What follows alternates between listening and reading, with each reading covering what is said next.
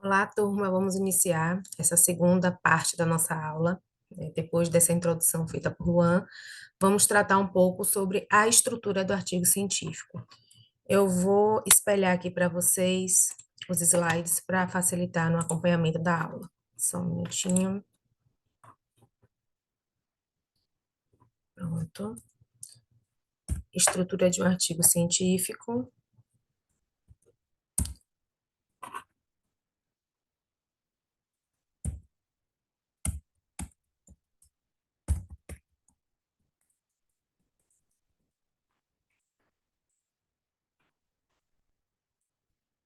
Pronto. Deu uma travadinha aqui, mas conseguimos retomar. O que é um artigo científico, turma? Ele é um produto cultural que tem como principal objetivo fazer a transmissão, né, a difusão do conhecimento. Do que adianta a gente pesquisar, a gente descobrir novas coisas, a gente fazer ciência, se isso, né, não atingir o público que precisa daquela informação, se aquilo não for aproveitado por toda a comunidade de alguma forma. Então, assim, o principal objetivo do artigo acadêmico, né, do artigo científico, é a difusão do conhecimento, é a difusão da ciência. Uma outra coisa que a gente precisa ter em mente, sobretudo vocês que estão na turma de graduação, é que o artigo científico ele não é uma exclusividade de quem já está com a vida acadêmica avançada, estruturada, né, bem delineada. Muito pelo contrário, nós devemos praticar o exercício, né, de produzir ciência desde o início, né, desde o início da nossa vida acadêmica. E o artigo científico, ele é um instrumento muito interessante para isso e muito importante também. Ele é importante, como eu falei, na difusão do conhecimento, ele é importante no crescimento, né, profissional, pessoal e acadêmico do estudante. Ele é importante para a gente conseguir fazer currículo. Então, se a gente tem o objetivo de avançar de fato na carreira acadêmica, a gente está dentro dessa produção científica desde cedo, é muito importante. Então, a gente precisa ter segurança, a gente precisa acreditar que a gente consegue e, né, encarar o artigo acadêmico, sem nenhum tipo de preconceito, sem achar que aqui é um bicho de sete cabeças que a gente não consegue fazer, só que é só para pessoas que já estão há muito tempo nessa vida e não é bem assim. E a gente vai ver isso aqui agora nessa disciplina, na construção, né, desse artigo que nós vamos produzir juntos.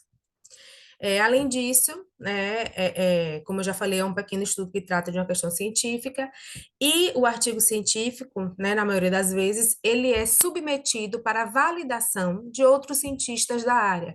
É o que acontece quando a gente envia um artigo para uma revista, para qualquer tipo de periódico, né, ou para participar de um evento. Então, é um processo em que a gente gera conhecimento, em que a gente produz ciência e que, na maioria das vezes, a gente submete à avaliação de outros acadêmicos, cientistas e pesquisadores da área. Né? A dimensão reduzida da pesquisa facilita a publicação em revistas e periódicos especializados. Por que a dimensão reduzida? Porque um artigo, diferente de uma tese, diferente de uma dissertação, até mesmo de um TCC, ele traz a informação de uma maneira mais compilada, né, mais coesa, mais sucinta. Normalmente, um artigo científico fica ali na média das 20, 25 páginas, pode ter menos, pode ter mais, mas essa é a média. Então, é uma dimensão reduzida de um estudo científico. E a partir, né, da difusão, da transmissão desses artigos, toda a comunidade, né, científica, ela pode se informar sobre os resultados, ela tem acesso aos resultados que foram obtidos a partir daquele estudo. E o que a gente precisa fazer, né, para desenvolver, para criar um bom artigo científico? Quais são as características de um bom artigo científico? Texto claro e conciso, isso é imprescindível. Muitas vezes a gente, né, no afã de, né, ter o artigo publicado numa revista, a gente pensa que é preciso ter uma linguagem rebuscada, uma escrita muito erudita, e na maioria das vezes isso é ruim, isso não é bem visto. Né? Escrever bem não é escrever de uma maneira que ninguém entenda. Escrever bem não é escrever usando apenas palavras que não são tão corriqueiras na nossa língua, que vão dificultar o entendimento daquilo que a gente está querendo dizer. Então, um texto claro, conciso, coeso é fundamental para que a gente consiga desenvolver um bom artigo científico. Escrever na ordem sujeito, verbo, predicado também torna o entendimento mais fácil. Muitas vezes as inversões, né, nessa mesma intenção de deixar o texto mais bonito, pode causar um problema de interpretação, de entendimento. Então, seguir essa ordem sujeito, verbo, predicado é sempre mais indicado. Seguir uma sequência lógica, né? Para isso, a gente vai demonstrar aqui ao longo da nossa aula de que maneira a gente deve, de fato, estruturar, né? Como é que a gente vai seccionar o nosso artigo para que ele tenha uma sequência lógica, né? Que traga um encadeamento, que as pessoas que tiverem acesso a esse estudo possam ler e entender de que forma a gente está desenvolvendo nossa pesquisa. É muito bom também que ele solucione questões controversas. Nem sempre esse vai ser o foco do artigo. Desculpa, o artigo ele pode ser uma revisão bibliográfica, ele pode ser o teste de algum, né, de algum método que já está validado, que a gente quer comprovar que realmente aquilo dá certo. Mas quando ele soluciona uma questão controversa, ele, né, tem um impacto maior. É bom evitar repetições e omissões. Repetições no sentido da gente fazer mais do mesmo, pegar um artigo que a gente leu e reproduzir aquilo ali em outras palavras. Ou omissões, quando a gente, ao longo né, do percurso ali da pesquisa, da escrita, a gente descobre alguma coisa que a gente não concorda, ou que para a gente vai ter uma dificuldade ali, para que a gente desenvolva aquele conceito ou aquela tese, e o que nos parece mais fácil é omitir um dado real que apareceu. Então, isso também não é legal. Tal qual a gente já falou lá no início, linguagem simples, precisa, coerente, sempre em terceira pessoa. Na literatura, a gente encontra, né, nos livros de metodologia, a gente sempre tem essa indicação de ser sempre na terceira pessoa, mas hoje em dia, é, né, na prática, a coisa acontece de maneira mesclada. Muitos pesquisadores têm escrito na primeira pessoa, né? Ou na terceira pessoa do plural, nós, é, não, na primeira pessoa do plural, desculpa, nós, quando é mais de um autor, né? Nós identificamos. Então, assim, apesar nos livros clássicos de metodologia, é, a preferência, né, a indicação, a sugestão é de que se use sempre a linguagem na terceira pessoa. Hoje em dia isso varia muito de revista, de periódico, e muitos autores estão de fato adotando ou a primeira pessoa do singular ou a primeira pessoa do plural para desenvolver o seu artigo. Então, a gente pode ficar de olho aí no, né, no estilo de escrita que se adapta melhor a cada um, e dentro, né, das normas da BNT, a gente pode adaptar para a primeira pessoa, isso vai depender muito, né, do estilo de escrita. E também do que o periódico para o qual você está enviando seu artigo tem como regra, tem como normativo. É, não há explicações inúteis, né? Ou adjetivos supérfluos. O que isso quer dizer? Não adjetivar demais, não botar muita firula, não florear demais, né? Isso dá a sensação de que a gente está querendo encher linguiça e às vezes rebusca muito o texto também, o que não é legal.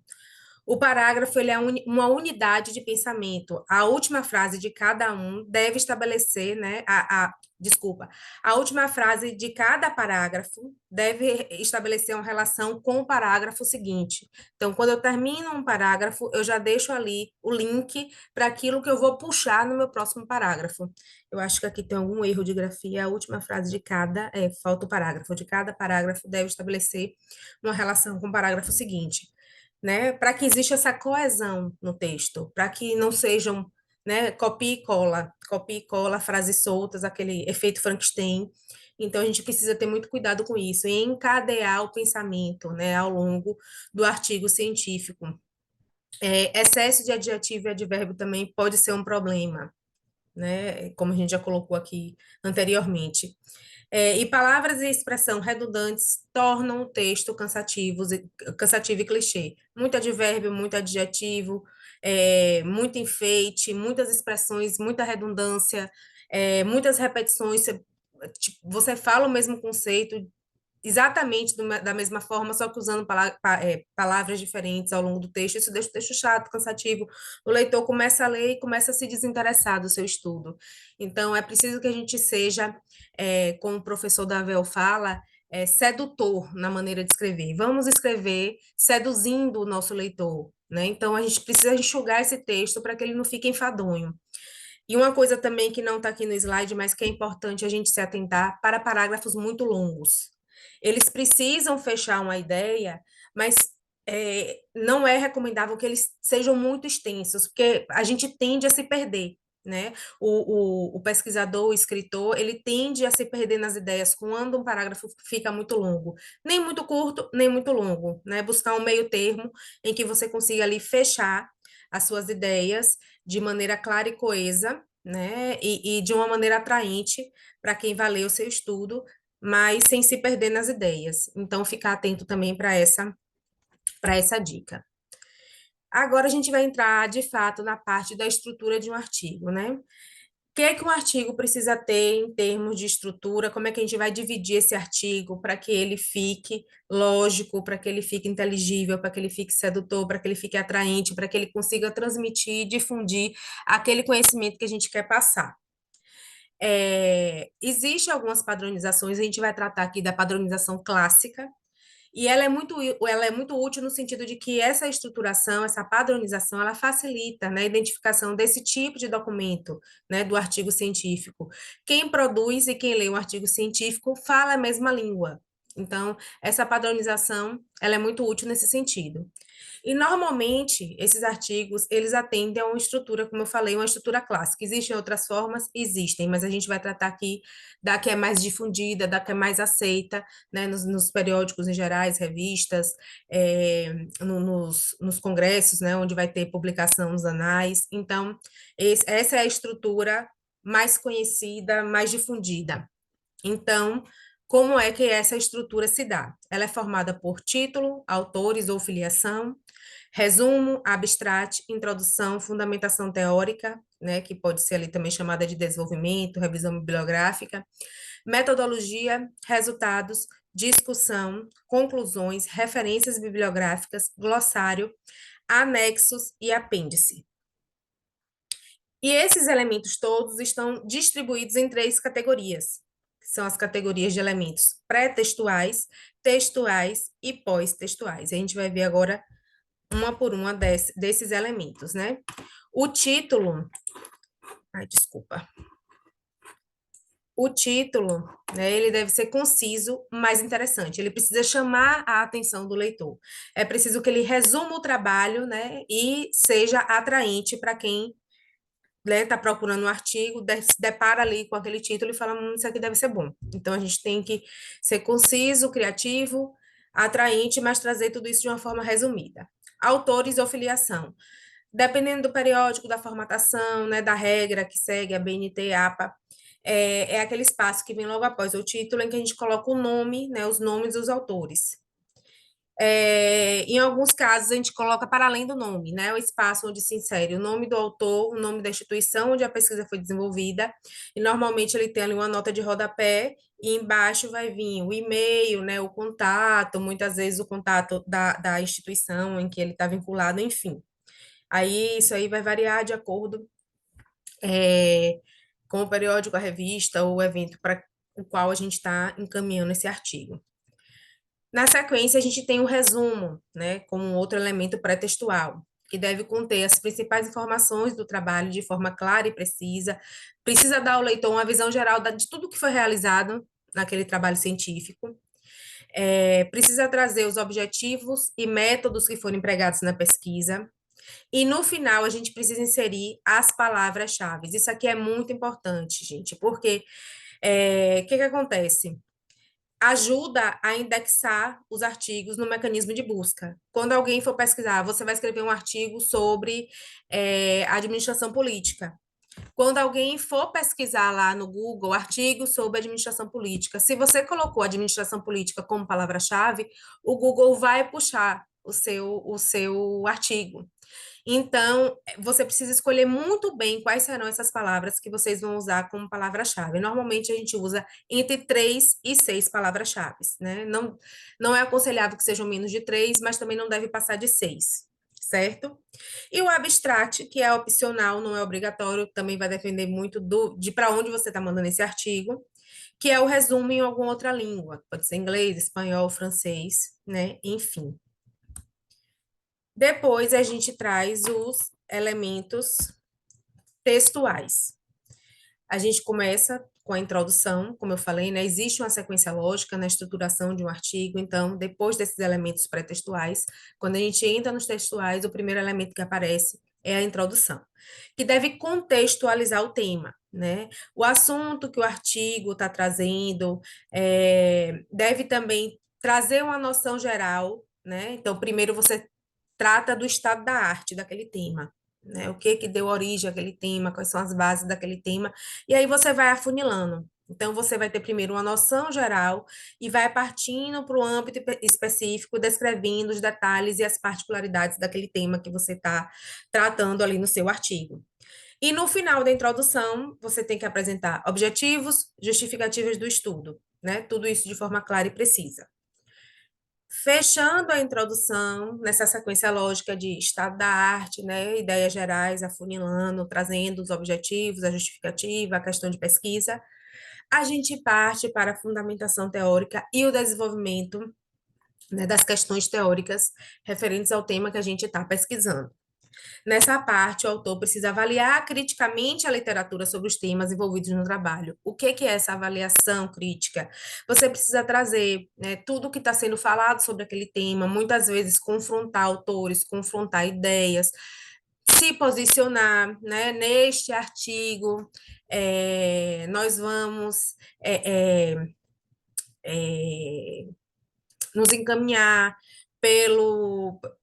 pelas normas ou pelo conceito de tal autor, né? Nesse artigo a gente vai tratar o tema a partir dessa perspectiva, né? Você apresenta tudo e diz de que maneira você vai se comportar enquanto pesquisador diante de todas essas teorias, diante de todas essas vertentes que envolvem o tema que você está pesquisando no seu artigo acadêmico, no seu artigo científico. Então, é você avaliar criticamente essa literatura, né?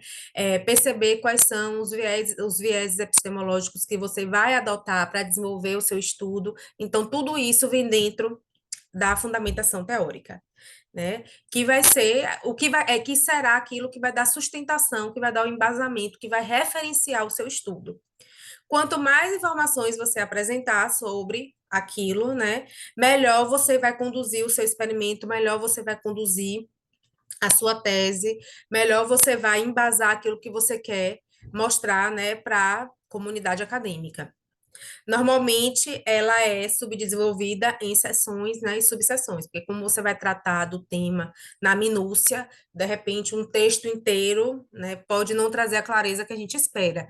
Então, essa parte da fundamentação teórica do desenvolvimento, a gente traz, né, subseções que irão facilitar esse encadeamento lógico da ideia do artigo. E, na sequência, né, introdução, fundamentação teórica, a gente traz a metodologia. Né, os métodos que serão utilizados para a execução da pesquisa, e a qualidade dessa descrição, ela vai ser essencial para que outros pesquisadores compreendam de que maneira você desenvolveu a pesquisa e possam até reproduzir aquele conhecimento que você está trazendo naquele artigo, né? Então, essa descrição ela precisa ser muito detalhada, né? Qual é o tipo de estudo, qual foi o cenário da pesquisa, qual foi a amostra, como essa amostra foi escolhida, quais foram os procedimentos utilizados, instrumentos, né, de pesquisa, entre outros. Então, a metodologia ela precisa estar muito amarrada para que sua pesquisa seja realmente uma pesquisa que tenha uma validação, né, que a sua pesquisa possa comprovar que ela tem realmente um escopo metodológico é, confiável, né? Que você não fez uma coisa ao léu da sua vozes da sua cabeça.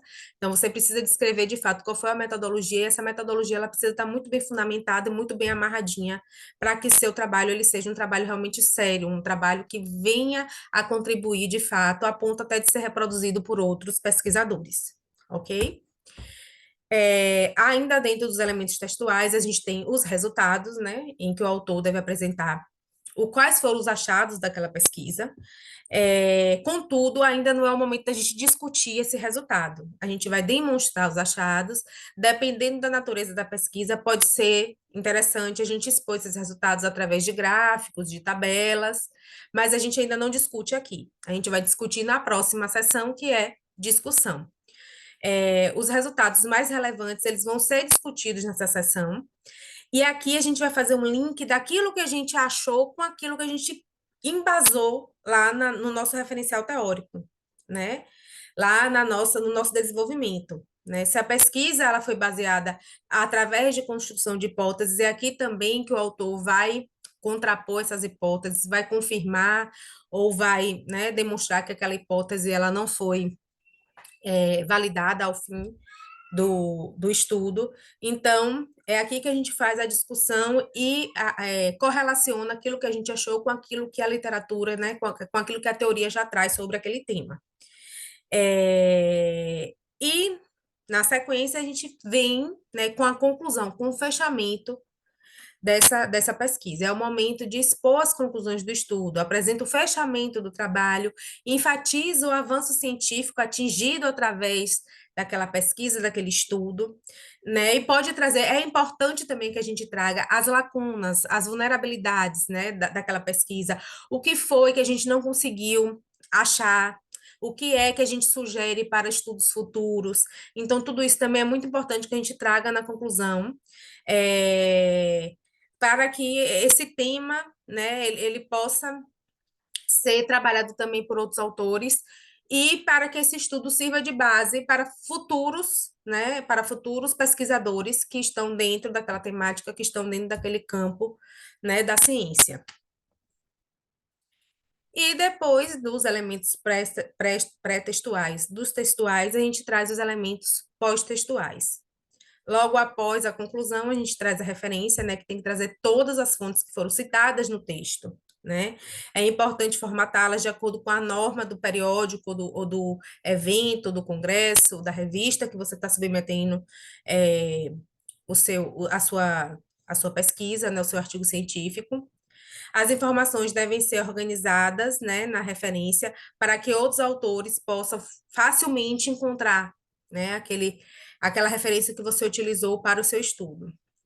Depois, nós temos mais outros três elementos pós-textuais que são opcionais. O primeiro é o glossário, que é uma espécie de dicionário em que você vai trazer palavras ou expressões que você usou no seu artigo científico e que possuem algum sentido obscuro, ou seja, são palavras que têm mais de um sentido ou que não são tão conhecidas. E aí você vai trazer no glossário, né, qual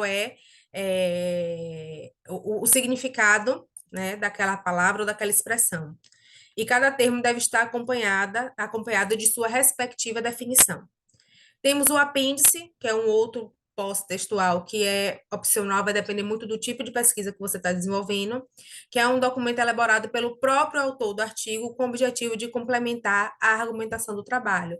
Então, foi algum formulário que você teve que criar para ser aplicado na pesquisa, foi o roteiro da sua entrevista, e os anexos, né, que também é opcional, que são documentos que foram usados na fundamentação ou que comprovem dados da pesquisa, mas que não foram produzidos pelo autor do artigo. Então é isso, gente. Essa é a estrutura, né, de um artigo clássico, é a estrutura mais utilizada, mais difundida e mais apresentada nos principais periódicos. E aí, para fechar, eu trago aqui um resuminho, né, do que a gente acabou de dizer, né? Título, autoria, filiação, que são os pré-textuais. Aí a gente vai para o resumo, palavra-chave ainda dentro dos elementos pré-textuais. Depois, 3, que é introdução, objetivo, revisão de literatura. 4, método. 5, os resultados. 6, discussão. 7, conclusão. 8, referência, glossário. E 9, apêndice anexo. Então, aqui é mais um esqueleto, né? Uma, um desenho daquilo que a gente acabou de ver, né, ao longo dessa sessão da nossa aula. E aqui 10 dicasinhas, 10 passos para a escrita de um artigo científico bem-sucedido. É um resumão também de tudo que a gente falou aqui agora. Defina o objetivo do artigo. 2, escolha o periódico para o qual o artigo será encaminhado. 3, muna-se de guias que facilitem a sua redação, lembrando da coesão, lembrando da clareza, lembrando que nem sempre a melhor forma é a forma mais rebuscada, mais erudita, né, mais difícil de se escrever. Redige a estrutura do artigo, complete o texto com as partes que faltam, revise o texto diversas vezes, revise, revise e revise antes de enviar para uma revista. Assegure-se de que o artigo ele está metodologicamente correto, foi aquilo que eu digo, para o seu artigo ele ser realmente importante, para ele ser um artigo de grande relevância, ele precisa estar metodologicamente bem amarrado, bem estruturado, bem explicado.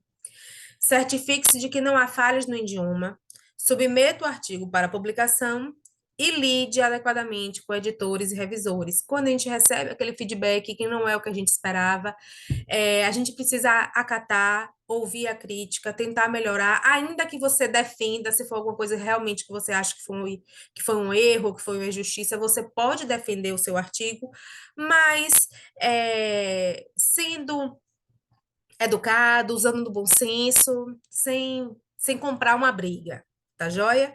É muito importante a gente ter esse tato no momento de lidar com feedback, ok? Então, fechamos por aqui essa segunda parte da aula. Obrigada, espero ter ajudado.